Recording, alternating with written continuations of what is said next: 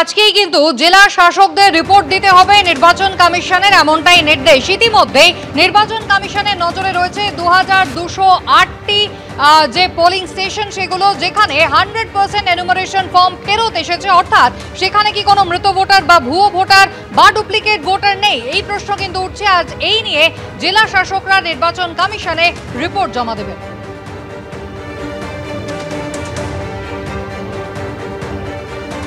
2208টি booth, আজ জেলা শাসকদের রিপোর্ট। রাজ্যের 2208টি ভোট কেন্দ্রে নেই কোনো মৃত ভোটার। 2208টি ভোট কেন্দ্রে ফেরত এলো সব এনুমারেশন ফর্ম।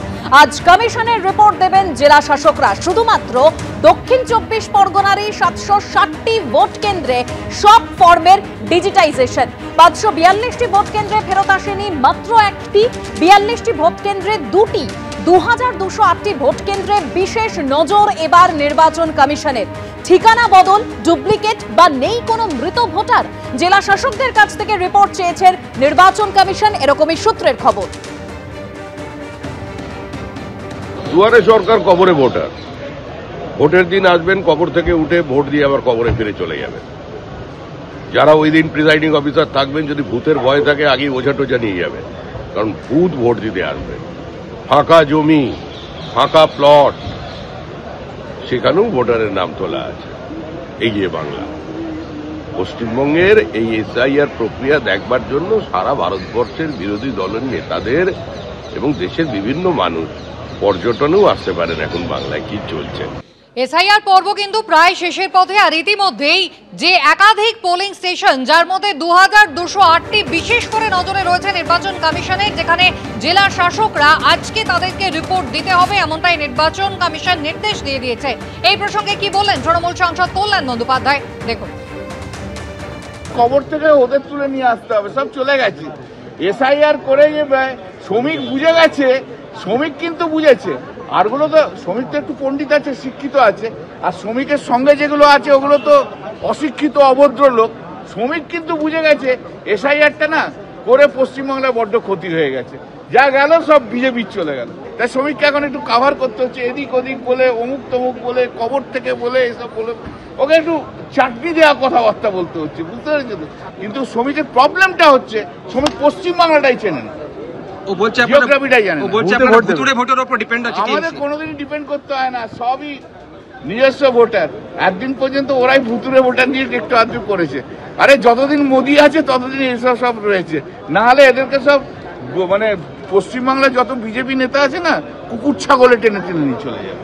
2208টি ভোট কেন্দ্র যেদিকে বিশেষ নজর দিতে চাইছে নির্বাচন কমিশন, এবং এই নিয়ে জেলা শাসকদের কাছে রিপোর্টও চেয়ে পাঠিয়েছে নির্বাচন কমিশন, এরকমই সূত্রের খবর।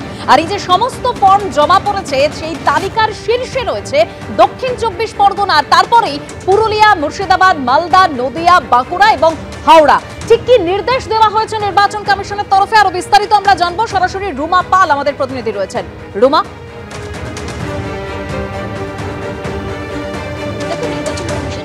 এই তথ্য এসে পৌঁছেছে যে 2208টি যেটা বুথ রয়েছে সেখানে কিন্তু কোনো আনকালেক্টেবল ফর্ম নেই, মানে হচ্ছে মৃত ভোটারও নেই, কোনো ডুপ্লিকেট নেই, এবং তার সঙ্গে ট্রান্সফার্ড কোনো ভোটার নেই, মানে কেউ শিফট হয়নি। মানে এটা কি সম্ভব? নির্বাচন কমিশন সেই কারণেই কিন্তু এই 2208টি বুথে বিশেষ নজর দিতে বলেছে। অন্যদিকে জানিয়ে রাখি, কালকেই কিন্তু মুখ্য নির্বাচনী আধিকারিক ইতিমধ্যে সংশ্লিষ্ট যে জেলা শাসক রয়েছে, অর্থাৎ জেলা নির্বাচনী আধিকারিকরা রয়েছেন, তাদের কাছে কিন্তু এই রিপোর্ট চেয়ে পাঠিয়েছে। 2208টি বুথে কি করে সম্ভব হলো আনকালেক্টেবল ফর্ম নেই? অর্থাৎ সব থেকে বলে রাখি, দক্ষিণ 24 পরগনা কিন্তু শীর্ষে রয়েছে। সেটা আরও একবার বলে দিচ্ছি, 760টি বুথে কিন্তু দেখা যাচ্ছে আনকালেক্টেবল ফর্ম নেই। এখানে কিন্তু প্রশ্ন উঠছে যে কি করে তা সম্ভব।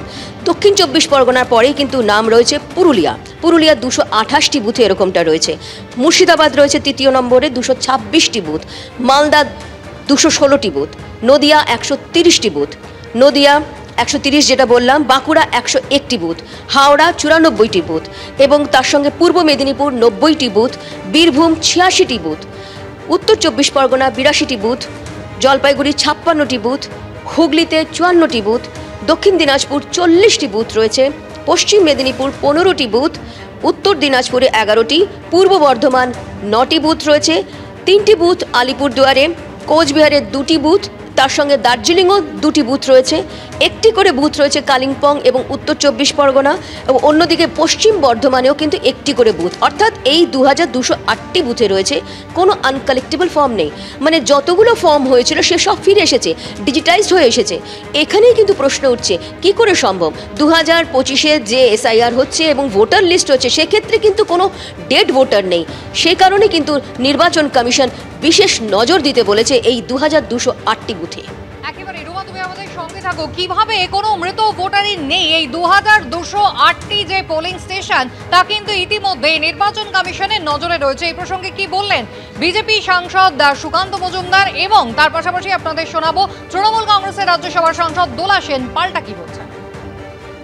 এটা আমাদের পিসি সরকারের ম্যাজিক। আমাদের যে পিসি সরকার অর্থাৎ মমতা বন্দ্যোপাধ্যায়ের সরকার, ওই সমস্ত এলাকায় কেউ মারা যায় না। তো আমি পশ্চিমবঙ্গের সব মানুষকে বলবো ওই এলাকাতেই সবাই নিজের নিজের জেলাতে যে বুথে কেউ মারা যায়নি সেই বুথে সবাই নাম লেখান ভোটার লিস্টে, যাতে কেউ মারা না যান। ওখানে গেলে আপনারা অমরত্ব লাভ করবেন। ইলেকশন কমিশন একটা স্বয়ংশাসিত সংস্থা, সে তার কাজ এখন শুরু হয়েছে, তার প্রসেস শুরু হয়েছে। সে দিয়েছে এনুমারেশন ফর্ম থ্রু বিএলও, সব ফেরত এসছে। তার মানেই তো এই নয় যে স্ক্রুটিনি হয়ে গেছে, তার মানেই তো এই নয় যে ওখানে কেউ বাদ যাবে না। হতেই পারে সব ফেরত আসতে পারে। এর মধ্যে ভুতুরে ভোটার অমুক তমুক সব মন্তব্য করছে কেন?